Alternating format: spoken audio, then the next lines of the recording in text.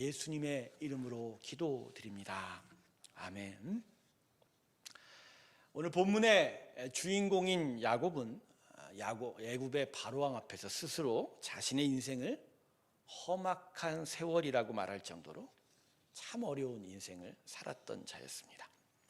그의 인생을 되돌아보면 처음에는 장자권을 둘러싸고 형 에서와 아주 극한 대립과 갈등을 가졌었고요. 그래서 고향에서 쫓겨날 수밖에 없었고, 그렇지만 2주에간 하란 그 외삼촌 라반의 집에선 또 삼촌과 서로 속고 속이는 일들을 경험해야 했습니다. 가정적으로도 편안하지 못했습니다. 4명의 아내를 얻음으로 인하여 배다른 자녀들이 서로 다투고 갈등을 함으로 인하여 큰 심적 아픔을 겪어야 했던 것이 야곱의 가정사였습니다. 노년에는 기근으로 고통을 당할 수밖에 없었고, 끝내는 정든 고향을 떠나 애굽으로 이주해야만 했던 참 어렵고 험난한 인생 살았던 게 바로 야곱의 인생입니다. 그런데 이러한 야곱의 험악한 인생을 정리하는 하나의 신학적 주제를 말한다면 바로 이것일 것입니다. 약속의 땅에서 쫓겨나는 위기, 약속의 땅에서, 믿음의 터전에서 쫓겨나는 위기가 바로 야곱의 인생을 관통하는 주제일 겁니다. 야곱이 당한 모든 어려움의 근원에는 바로 이 영적 주제가 가장 중요하게 자리 잡고 있습니다. 아브라함과 이삭 그리고 야곱으로 이어지는 하나님이 주신 그 약속의 땅인 가나안에서 믿음의 사람들이 그 믿음의 터전을 지키느냐 아니면 잃어버리냐가 야곱의 인생을 관통하는 아주 중요한 주제가 되었다는 것이죠. 청년의 시절에 형 에서와 갈등으로 가나안에서 하란을 쫓겨나간 그 사건, 다시 가나안으로 돌아왔지만 오늘 본문의 사건의 배경이 되는 자녀들의 그 강팍한 성정으로 인하여 모든 가나안 족속의 미움을 받아서 또다시 가나안 땅에서 강제적으로 쫓겨날 뻔한 위기를 만나게 됩니다. 결국 마지막에는 노년 시절에 극심한 기근을 맞아서 가나안을 잃어버리고 애굽으로 이주할 수밖에 없었던 야곱의 인생. 여러분, 이것이 무엇을 의미하는 걸까요? 아담의 타락 이후로 아담이 에덴을 나와 그 후손들이 정착한 곳을 성경은 에덴의 동쪽이라고 합니다. 근데 여러분, 이 동쪽이라는 히브리어 의미는 대적하다라는 그런 의미가 돼서, 즉 에덴의 동쪽, 즉 하나님께 불순종하고 대적하는 땅이었다는 것이죠. 근데 여러분 기억하십니까? 아브라함이 가나안 땅에 오기 전에 살았던 곳이 바로 첫 번째는 우르였고 중간엔 하란이었습니다. 이 우르와 하란은 바로 에덴의 동쪽 지방이었다는 것이죠. 즉 하나님께 대적하고 불순종했던 그 땅에 아브라함이 그 옛삶을 살고 있었던 것이죠. 그런데 아브라함은 하나님의 부르심으로 새로운 에덴인 가나안으로 이주한 것이죠. 즉 하나님에게 대적하고 불순종했던 하란에서 하나님과 동행하여 하나님만을 순종하여 나아가는 가나안 땅으로 이주한 것이죠. 즉 창세기의 족장들의 역사, 아브라함과 이삭, 야곱을 통해서 성경이, 하나님께서 우리에게 말씀하시는 것은 당신이 부른 백성의 삶이 하나님과 동행하는 그 믿음의 삶을 지켜가는지, 그 믿음의 땅들을 지켜가는지 아니면 그것을 잃어버리는지에 대한 싸움이었다는 것이죠.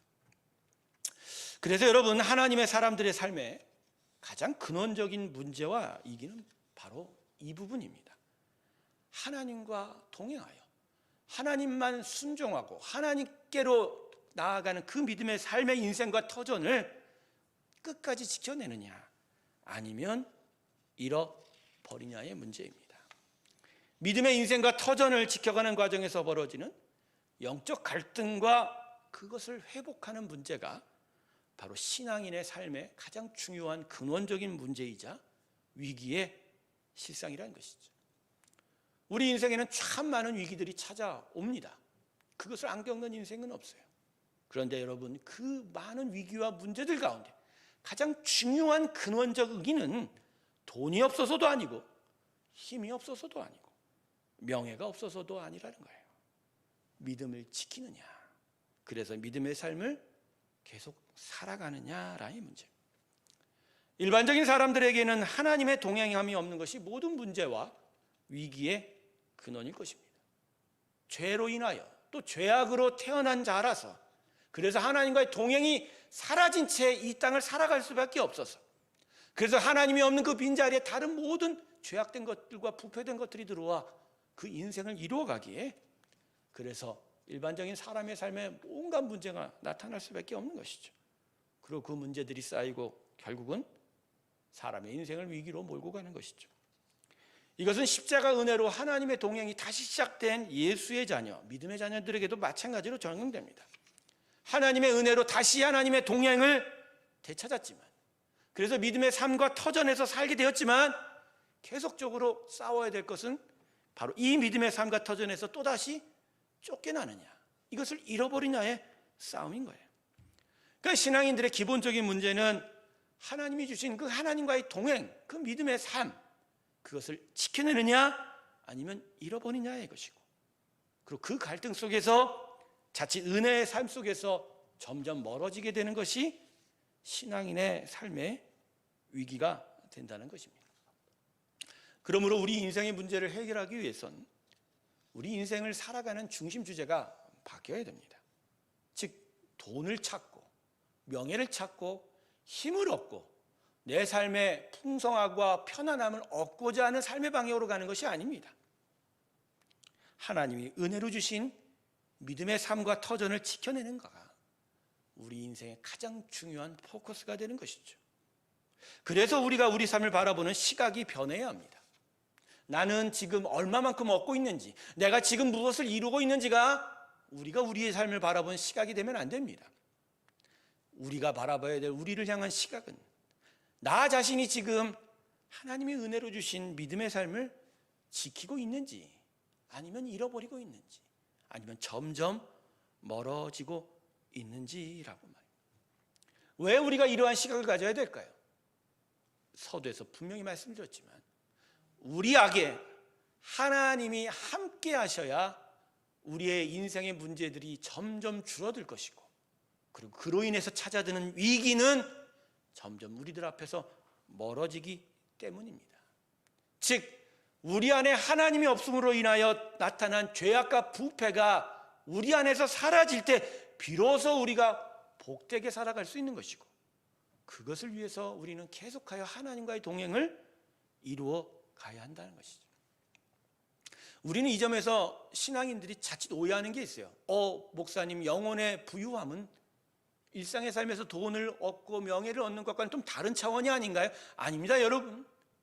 우리가 돈을 얻고 명예를 얻고 힘을 얻는 그 모든 과정들이 이 세상의 모든 것들의 연관 과정, 순환 과정에서 벌어져요. 근데 이 세상의 모든 죄악들과 부패함들이 혼합적으로 이루어지는 가운데 우리가 그저 그냥 돈만 얻으면 된다, 그게 아니에요. 그 모든 것들이 죄악을 통해서 들어오고 부패를 통해서 나타나기 때문입니다. 그 안에서 가장 선하고 가장 선하고 가장 아름다운 것들을 내가 다시 찾아가려면, 얻으려면 우리는 우리의 죄악으로부터 벗어나야 되고 부패로부터 멀어져야 된다는 것이죠. 성경이 우리에게 가르치는 삶의 원리가 이것입니다. 결국 우리 인생의 문제는 이 땅에 사람의 죄악과 부패와 연약함으로 발생한다는 것, 나의 실수와 죄가 아니더라도 다른 자와 온 지구의 인간의 죄악이 관계되어 나타난다는 거예요. 그래서 연약하고 죄인된 인간으로는 절대로 사람의 문제에서 벗어날 수 없다는 거예요. 오늘 하루에 우리 안에 찾아온 문제들이 오늘 안에 해결된다고 해서 내일 아침 다시 눈을 뜰 때 또다시 문제가 없어지는 것은 결코 아니라는 거예요. 사람이 마땅히 그래서 찾아야 할 것은 우리가 아니라 하나님으로 인하여 살아간다는 것입니다. 즉, 믿음의 삶이라는 건 이겁니다. 이 원리를 십자가의 은혜로 말미암아 제대로 깨닫는 거예요. 내 안에 선한 것이 없구나. 이 선한 것이 없는 가운데 계속적으로 반복적으로 살아도 결코 나는 복되지 않는다는 걸 깨닫게 되는 거고, 그래서 하나님이 필요하고 하나님과 함께 해야 되고 하나님이 가르치고 인도하는 삶을 살아야 한다는 것을 깨닫고 그 길로 한 걸음 한 걸음 걸어가는 게 바로 믿음의 삶이라는 것이죠. 저는 갈릴리 호수에서 광풍이 불어 제자들과 예수님이 탄 배가 뒤집힐 뻔한 사건을 기억합니다. 여러분, 이 사건은 이러한 성경의 원리와 우리의 문제가 무엇인지를 구체적으로 다시 분명하게 우리에게 설명해 주고 있습니다. 갈릴리 호수를 건너가던 배에 주님과 제자들이 함께하고 있었습니다. 그런데 갑자기 호수에 광풍이 불었습니다. 그리고 배가 뒤집힐 뻔한 위기를 만나게 되었습니다. 결국은 주님이 바람을 잠잠케 하심으로 위기가 해결이 됩니다. 생각해보니 어부였던 제자들이었습니다. 갈릴리 호수는 그들에게 너무나 자신 있는 장소였습니다. 근데 여러분 잘 보십시오. 정작 위기의 원인인 바람은 그들이 어찌할 수 없었다는 거예요. 예수님만이 잠재울 수 있었던 것입니다. 그래서 여러분, 이 사건은 제자들에게 주님과 동행하는 삶의 우월성에 대해서 가르쳐 준 것입니다. 아무리 잘 알고 아무리 정통하고 아무리 경험이 많아도 문제의 원인, 위기의 원인은 제자들이 결코 다스릴 수 없다는 거. 오직 예수님만 다스릴 수 있다라는 거. 제자들은 호수에 바람이 자주 불고 그래서 때때로 배가 뒤집히는 위기가 발생한다는 것을 결코 모르지 않았습니다. 문제는 그러한 위기들이 찾아올 때 어떻게 해야 될지를 그들이 제대로 알지 못했던 것이죠. 그저 바람을 피해서 아니면 노를 잘 저으면 호수를 건너갈 수 있겠지, 이 정도의 생각만 하고 있었던 것이죠. 광풍이 불어 배가 뒤집힐 정도면 사람에게는 해결 방법이 없어요. 사람은 그런 능력이 없단 말입니다. 즉 제자들은 자신들의 기본적인 상태, 자기들의 무능력에 대한 자기 파악이 절대로 안 돼 있던 것이죠. 어떻게 사람이 사납게 몰아치는 광풍을 조종할 수 있을까요? 근데 예수님이 이미 제자들에게 이러한 위기를 해결할 해결책들을 계속 반복하여 가르쳐주고 있었습니다. 거듭 반복하여 예수의 복음, 천국의 복음을 가르쳐줄 뿐만 아니라 죽은 자도 살리시고 오병이어의 기적도 행하십니다. 그래서 그 스승 되시는 예수님과 함께하는 믿음을 가르쳤던 것이죠. 더 분명하게 말하자면 이 만물을 만드시고 이 세상을 다스리시는 하나님을 신뢰하며 그 하나님을 인하여 살아가는 믿음에 대해서 가르쳤던 것이죠. 그래서 예수님께서는 제자들에게 이렇게 그 사건 속에서 책망하셨습니다. 너희 믿음이 어디 있느냐라고 말입니다. 배가 뒤집힐 뻔한 위기에서 어떻게 노를 저었니? 어떻게 이 시간을 택해서 배를 운전했니? 너희가 지금 바람 방향을 잘 잡았니? 이렇게 물어보지 않았어요.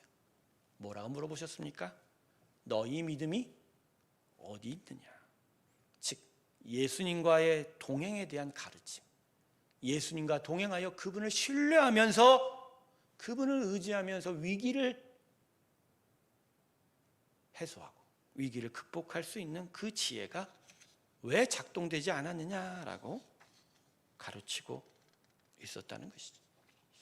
그래서 성도 여러분, 우리 인생의 최대 위기는 항상 나라는 인생이 지금 어디에 어떻게 위치하고 있는지를 제대로 모르기 때문입니다. 지금 나는, 우리는 어떤 상태인지를 제대로 알 수 있어야 된다는 거예요. 우리 인생의 가장 심각한 문제이자 위기는 자신의 인생이 지금 어떤 상태로 걸어가고 있는지를 제대로 구분하지 못한다라는 것이죠. 극지방에서 부는 분리자드라는 광풍이 있어요. 거세게 한번 몰아치기 시작하면 눈바람 속에서 한 치 앞도 분간이 안 돼요. 화이트아웃 현상이 나타납니다. 여러분, 이 화이트아웃은 정말 무서운 겁니다. 한 번도 경험하지 못한 우리 정말 자연재해인데 앞뒤 좌우가 분간이 안 돼요. 위아래도 분간이 안 돼요. 그냥 주저앉을 수밖에 없는 거죠. 이게 뭐 몇 분, 몇십 분 정도 부는 게 아니라 몇 시간 이상 부는 이 분리자드. 자칫하면 방향을 잃어서 목숨을 잃어버릴 수밖에 없는 무서운 광풍이 바로 분리자드. 여러분, 이게 무엇인 줄 아십니까? 우리가 우리 삶 속에 진짜 앞뒤 전후 좌우를 구분하지 못하는 이 분리자드, 화이트아웃 형상이 예수 없는 사람에게는 계속 지속이 되는 거예요. 예수를 믿는 사람들에게도 종종 나타난다는 거예요. 비행기 조종사들의 그 분명한 또 비슷한 이가 있습니다. 지휘락이라고 하는데 이 중력으로 인한 시야 상실입니다. 갑자기 중력의 그 무게에 이기지 못해서 상하 분간이 안 돼요. 조종관을 잡고 있는 자신의 위가 하늘이고 밑이 땅인데, 그리고 시야에 따라서 비행기가 뒤집혀도 위아래, 하늘과 땅을 구분할 수 있어야 되는데 이 쥐락에 걸리면 위아래가 구분이 안 돼요.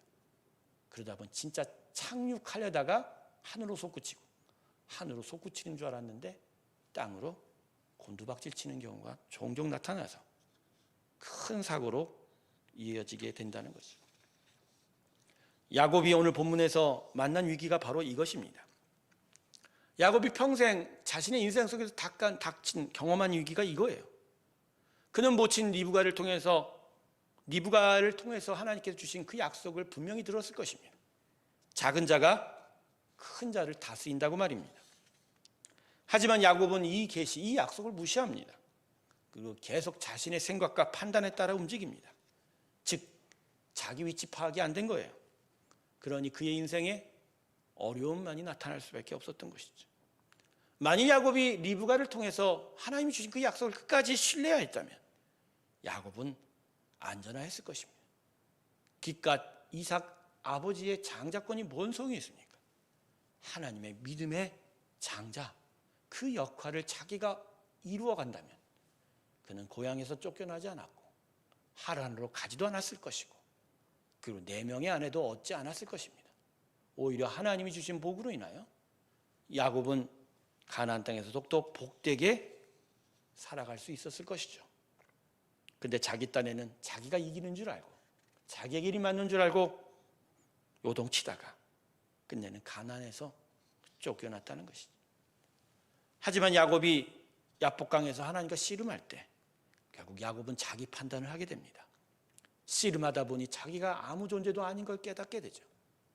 그래서 천사가 하늘로 올라갈 때, 포기하고 올라가려 할 때 바짓가랑이를 붙들고 애원합니다. 하나님의 복이 없으면, 축복이 없으면 나는 결코 제대로 살 수 없다라고 고백하게 되는 것이죠. 바로 하나님 앞에 자기의 모습을 제대로 볼 때 그는 진짜 자기 파악이 되기 시작했던 것이죠. 그런데 여러분, 이때 하나님의 은혜가 뭔 줄 아십니까? 자기 상태를 깨달은 야곱에게 이스라엘이라는 승리자의 이름이 주어졌다는 거. 내려가는 줄 알고 바닥인 줄 알고 그것이 정말 부끄럽고 창피하고 속상해서 자기를 제대로 깨닫고 알아보지 않으려고 했던 그 야곱, 결국 자기의 존재를 알고 항복했을 때 오히려 하나님은 그 인생 가운데 하나님의 귀한 복으로 가득 채워 그를 정말 복된 인생으로 끌고 가기 시작했다는 거. 성도 여러분, 인생의 위기는 반복되어 찾아오는 문제들 속에서 자기 자신의 위치를 제대로 파악하지 못해서 일어납니다. 문제가 아닙니다. 위기가 아닙니다. 정말 중요한 위기는 내가 지금 하나님 앞에 어떠한 상태로 서 있느냐는 것이죠. 인생의 위기는 우리는 항상 해결할 힘이 없다는 것을 잊는 거예요. 그래서 나 안에 하나님의 은혜와 능력이 필요하다는 걸 잊는 거예요. 그래서 자꾸만 자기의 손에, 그리고 자기의 손이 닿는 곳에서 자꾸만 무엇을 하려고 애를 쓴다는 거예요. 하지만 한 번 광풍이 불면 어찌할 도리가 없어요. 자기 손엔 그 능력, 자기 주변엔 아무 능력이 없다는 거예요. 그래서 하나님께서 이렇게 시편 136편 3절에서 말씀합니다.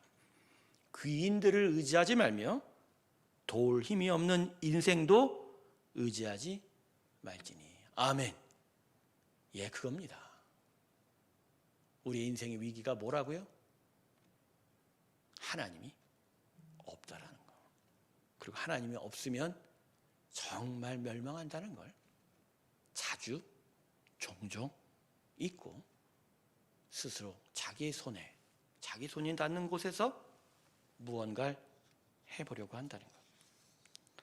그러므로 우리의 삶의 위기를 대처할 힘은 자기 위치 파악의 지혜입니다.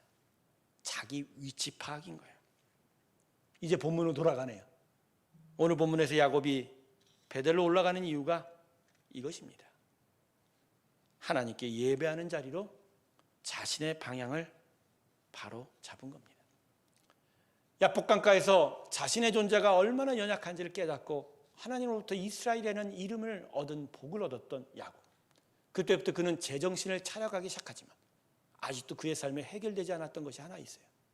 그것은 바로 하란으로 쫓겨나갈 때 하나님께 약속했던 베델에 하나님의 집을 짓고, 즉 제단을 지어 하나님께 예배한다는 것이죠.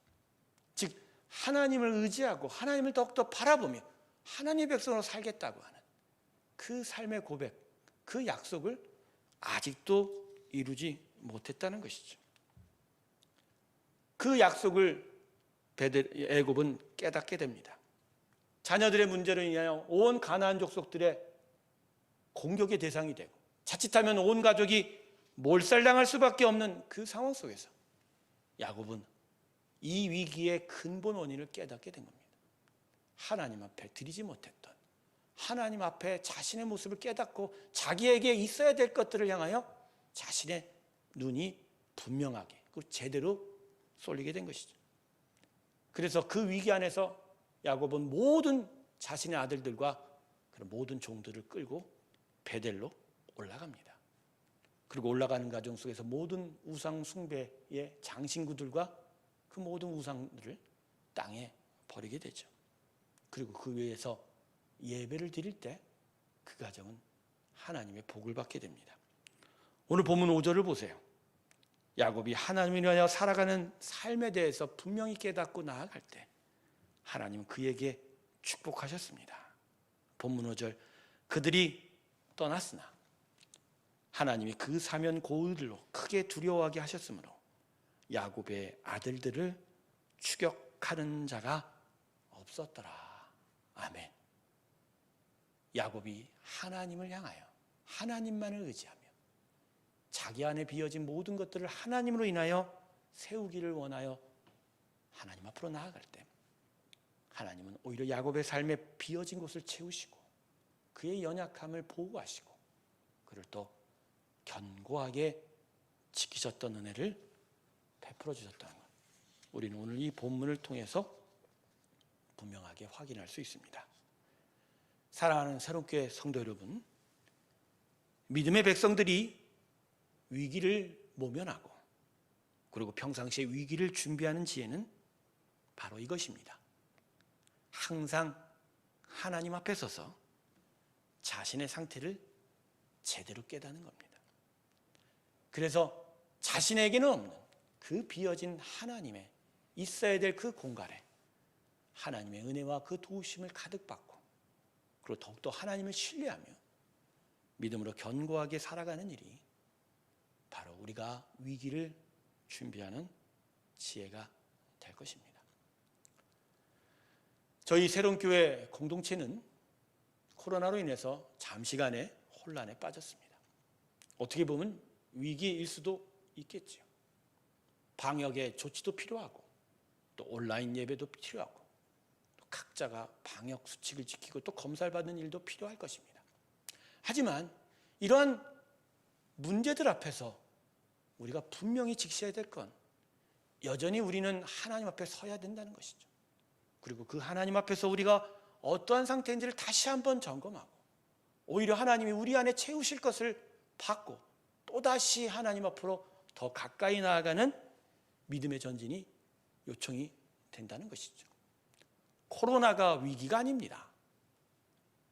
2주간 비대면 온라인 예배를 드리는 것이 위기가 아닙니다. 우리 안에 하나님 앞에 서지 못하고 하나님 앞에 자기 상태를 깨닫지 못하는 게 위기인 거예요. 그래서 그것을 분명히 깨닫고 하나님을 더욱더 찾아가고 하나님의 은혜가 더욱더 풍성히 임한다면 지금의 이 혼란은 오히려 우리를 위한 하나님의 놀라운 축복이 될 줄로 믿습니다.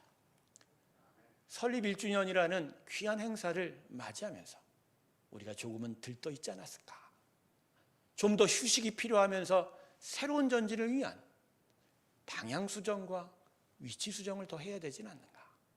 오히려 더 쉬면서 응집된 믿음으로 다시 만날 때 폭발적인 하나님의 역사를 간구하는 일도 필요할지도 모른다는 것이죠. 바로 이거예요. 지금 이 순간 우리 새롬교회와 성도들에게 필요한 건 다른 것이 아닙니다. 누가 잘했니 누가 못했니도 아닙니다. 코로나가 어쩌고 저쩌고도 아닙니다. 그저 시간이 지나면서 마땅히 해야 될 것을 하기만 하면 됩니다.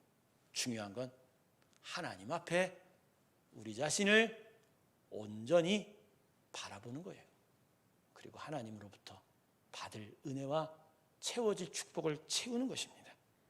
그럴 때 우리는 더더욱 하나님의 귀한 자녀와 교회로서 하나님의 은혜를 통해서 믿음의 귀한 일들을 이루어 갈 줄로 믿습니다.